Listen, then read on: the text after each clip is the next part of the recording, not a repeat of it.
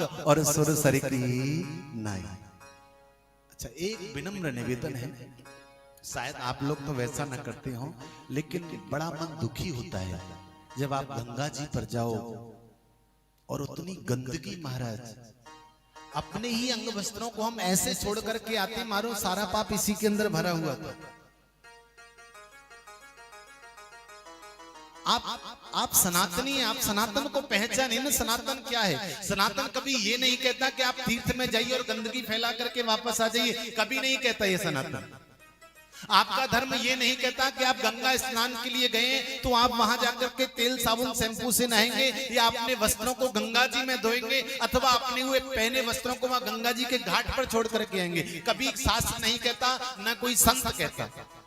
लेकिन हमारी मनोवृत्ति साहब ऐसी बन गई है कि प्रदूषण का, जल प्रदूषण का सबसे बड़ा कारण हम खुद ही बने हुए हैं। इतनी गंदगी हम लोग करते हैं साहब, हमें खुद को लज्जा आती है वहां जाकर के देख रहे हैं, क्या ये हम सनातनियों का ही काम है? क्या हम ये सब धर्म प्रेमियों का काम है? ये सब बिल्कुल भी नहीं होना चाहिए। जीवन दायिनी मां गंगा कितनों का जीवन पवित्र करती हैं, और तो और हमारा जो उदर भरा जाता है, पेट भरा जाता है, गंगा जी के साथ साथ देखिए सब वो व्यवसाय होता है महाराज, फसलें बढ़िया बढ़िया उगाई जाती हैं और हम उन्हें दूषित करने में लगे हुए हैं। ये बिल्कुल गलत है। किसी भी प्रकार का शास्त्र का तो यहां तक विधान है कि आपका जो अंग वस्त्र है उसको आप निचोड़े भी न। वहां अगर आप निचोड़ रहे हैं तो भी आपके पुण्य का क्षय हो रहा है। आप उठाइए उसको, पॉलीथिन में पैक करिए, घर पर लाइए, जो करना है घर लाके करिए, वहां कुछ नहीं करना है। आजकल बुरा मत मानिएगा, हम कहीं भी जाते हैं ना, आप वृंदावन जाइए, आप ऋषिकेश जाइए, आप हरिद्वार जाइए, आप वैष्णो देवी जाइए, आजकल हमारा जो भाव बन गया है वो दर्शन या तीर्थ स्थान नहीं है। बुरा मत मानिएगा, आजकल हमारा भाव बना हुआ है कि हम घूमने के लिए जा रहे हैं। और जब आपके मन में भाव घूमने वाला होगा ना तो आप वहां भक्ति नहीं कर सकते, आप श्रद्धा प्रकट नहीं कर सकते, क्योंकि आप जब घर से चले हैं तो आपका माइंड सेट है कि आप घूमने जा रहे हैं, आप किसी तीर्थ में नहीं जा रहे, आप किसी देव स्थान में नहीं जा रहे। जिस दिन आप घर से निकले उस दिन हृदय में भाव रखिए कि मैं गंगा में स्नान करने के लिए जा रहा हूं, मैं अपने पापों के प्रायश्चित के लिए जा रहा हूं, मैं अपने जीवन के उद्धार के लिए जा रहा हूं। ये भाव लेकर के जाइए, तब देखिएगा घूमने जाने में और इस भाव के जाने में कितना बड़ा फर्क है साहब।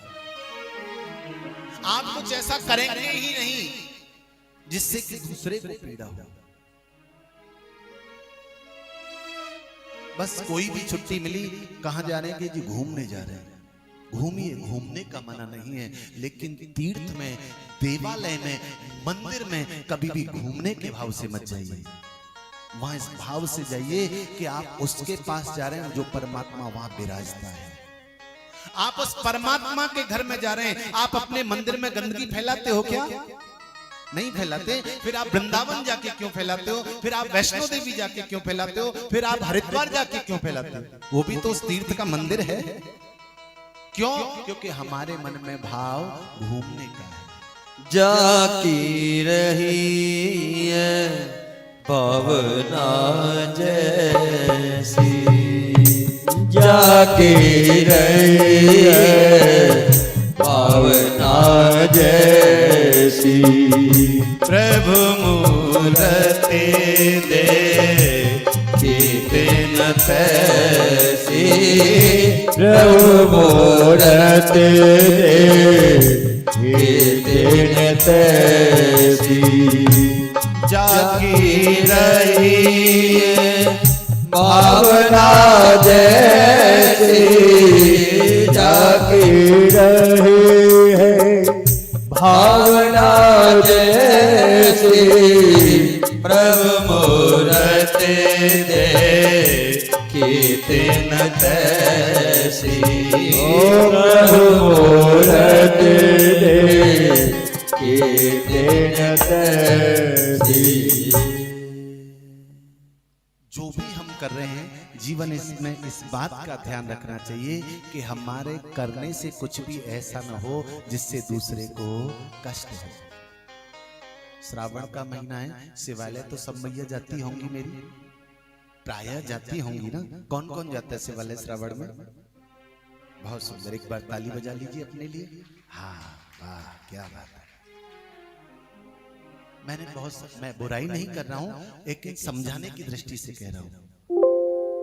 बहुत सारी जो मैया है ना, मैंने उनको देखा है कि जब शिवालय में जाती है ना, तो एक लोटा जल लेंगी, उसी में 4 दाने चीनी के डाल लेंगी, उसी में थोड़ा सा दूध डाल लेंगी, और उसी में जो भी डालना होगा सब उसी में एक लोटे में, और जाकर के गई भगवान शंकर को चढ़ा दी। अब हुआ क्या, जल तो चढ़ गया, चीनी के दाने जो कि घुले नहीं थे वहां तक पहुंचते पहुंचते वो उसके अंदर जम गए, तो सबसे लास्ट में शंकर जी के ऊपर वही आ गई। मैया तो पूजा करके आ गई, घर पहुंच गई, पीछे से चींटियां आ रही हैं, मक्खियां आ रही हैं। क्या ये उचित किया हमने? अगर हमारा मुंह इस तरह का हो और उस पर इस तरह से चींटी मक्खियां आए तो हमें अच्छा लगेगा? शास्त्र कहता है कि जो भी शिवालय में शिव पर चढ़ाइए उसके बाद जल जरूर चढ़ाइए, और एक चम्मच लोटे में दूध डालने से अच्छा आप एक चम्मच दूध अलग से लेकर के जाइए।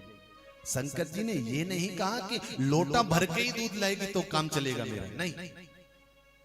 आपका भाव एक चम्मच का है, आप एक चम्मच लेकर के जाइए, लेकिन जैसा है वैसा लेकर के जाइए।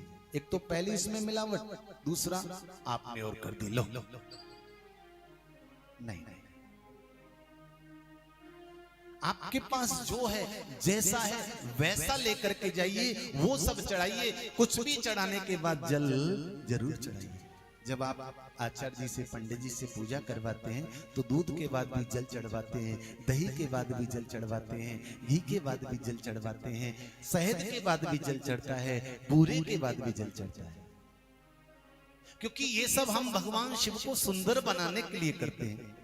एक तरह से मानिए जैसे हम लोग तेल साबुन शैम्पू लगाते हैं ना, तो साबुन शैम्पू के बाद हम भी तो फिर जल डालते हैं।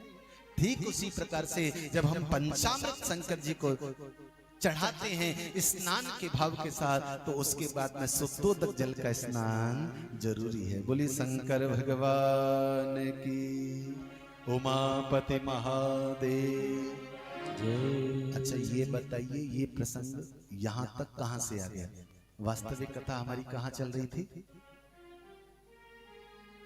है जी? हाँ, एक बार ताली बजा दीजिए इनके लिए। हाँ, बहुत सही।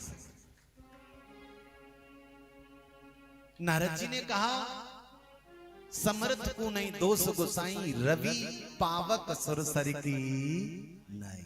हाँ। तो मैया सामर्थ्यवान को दोष नहीं लगता, और इसलिए शंकर जी को कोई दोष नहीं लगेगा। जो जो अवगुण बताए हैं वो सब के सब शिव के अंदर गुण रूप में विद्यमान है, विराजमान है। मैया को बड़ा आनंद आया। तो क्या करना पड़ेगा? बोल मैया उसके लिए तो तप करना पड़ेगा, भजन करना पड़ेगा।